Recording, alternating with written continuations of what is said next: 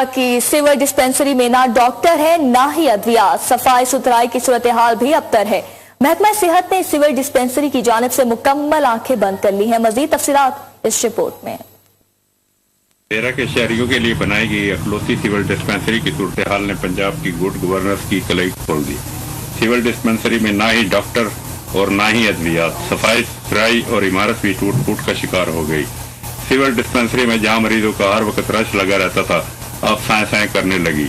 Dispenser और चौकीदार भूले से आने वाले मरीजों का इलाज मुआवजा करके अपनी प्रैक्टिस जारी रखे हुए हैं।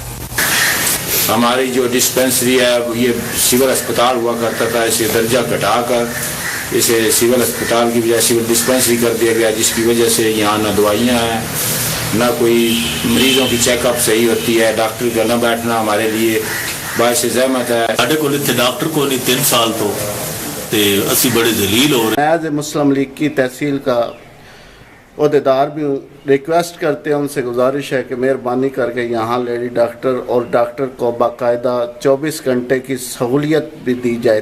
डेरा की अवाम ने पंजाब के वज़ीर आला और वज़ीर सेहत से मुतालबा किया कि वे सिविल डिस्पेंसरी में डॉक्टर की तैनाती और अद्वियात की यकीनी बनाए ताकि शहरी बर वक्त तिब्बी इमदाद हासिल कर सके। मोहम्मद जावेद, प्रिंस 7 न्यूज़ डेरा।